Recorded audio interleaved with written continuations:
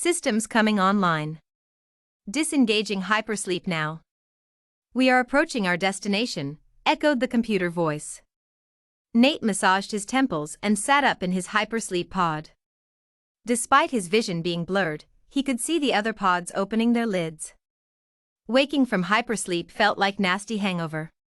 Nate got the feeling that his crewmates wouldn't be in the mood for conversation. The crew members slowly made their way to the mess hall, desperate for something to nurse their hangovers. No one said a word to each other as they heated their Insta-meals. It reminded Nate of his days in college. Just like the dining halls on a Sunday morning, he thought. After putting away their dishes, the crew shuffled around the ship's interior. Everyone seemed to head towards their workstation. Nate, being the ship's pilot, decided to head to the cockpit. As he arrived there, his eyes were greeted by flashing LEDs on the control panel. Things were just as he left them. Nate smiled to himself before looking out of the cockpit window. From there, he could see his destination in the distance, Unides. Nate never enjoyed mining planets like Unides. It was covered by thick, green gases and, from what he could tell, had constant acid rainstorms. He hated mining on these uninhabitable planets. It was such a stressful work environment. It was part of the job, as the Vale Corporation had gotten into some hot water over their work practices by the US government.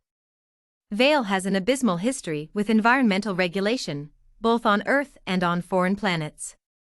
On Earth, they had torn apart the Amazon rainforest and many North American forests as well. Off of Earth was even worse. They had driven entire planets to extinction with their mining practices on several occasions. Now the government restricted them to mining uninhabitable planets, or planets with no current signs of life. Planets like Unides were far more common. Nate looked around the cockpit to find his storage crate. He blew some of the dust off of the top before opening it up. He dug through and found his belongings as he had left them.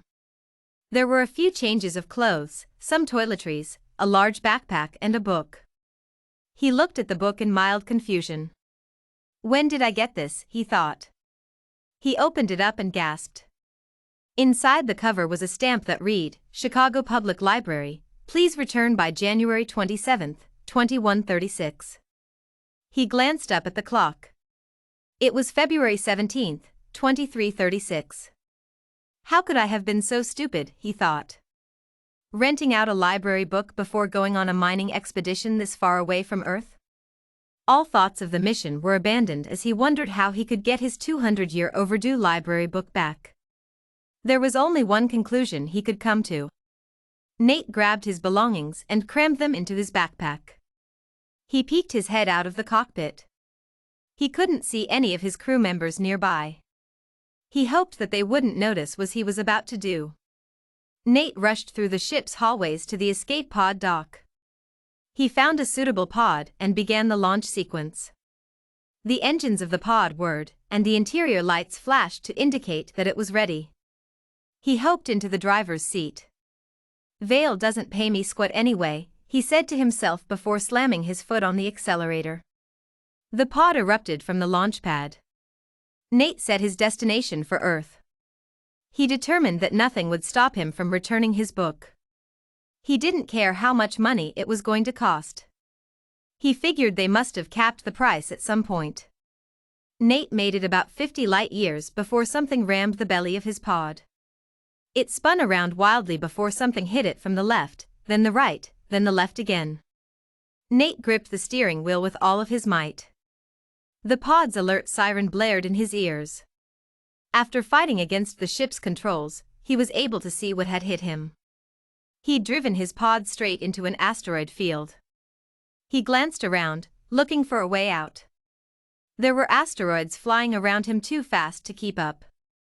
Suddenly, a deafening crash rung out, and the pod spun forward like a bowling ball. It must have been hit in the rear by a particularly forceful asteroid. Nauseated and exhausted, Nate stabilized the pod before looking out.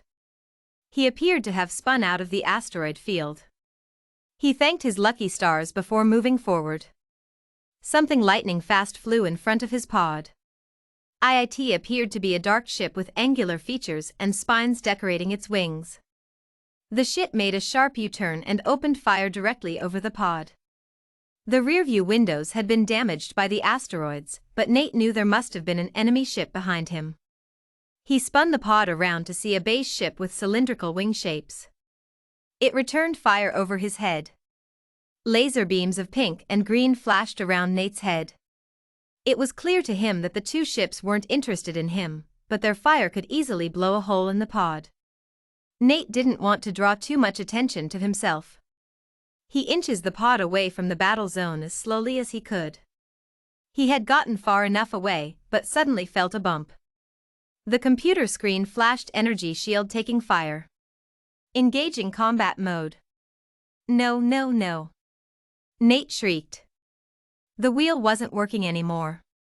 The pod whirred back towards the two other ships. Nate started hammering the controls, attempting to make it disengage. The pod, completely unprompted, opened fire on the dark ship. Nate was shocked. He didn't realize the pods had guns. The computer had somehow perfectly hit the thrusters. The thruster exploded and propelled the dark ship forward. It smashed into the base ship with tremendous force, obliterating both into flying pieces of scrap metal. Enemies annihilated. Combat disengaged. Nate could feel the control return to the wheel. He turned the pod around and took off as fast as he could. After some time driving the pod at the speed of light, the light of the solar system peeked through the pod's windshield. There was Earth. Considering how far away he had traveled, he'd made it in impressive time. It only felt like a few hours, though he knew it was closer to 2 months. He got the feeling the pod wouldn't last much longer. He navigated towards North America and entered the atmosphere.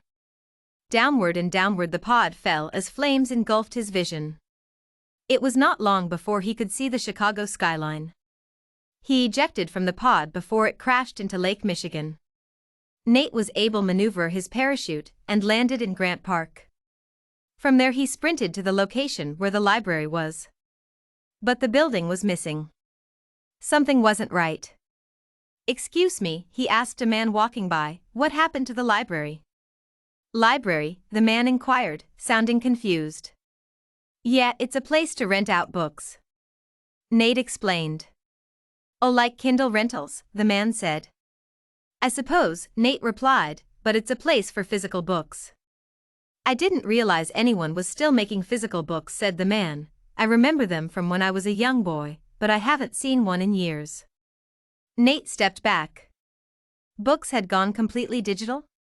Then he remembered, Vale had ravaged forests on Earth. They must have had to switch all books to digital due to a paper shortage.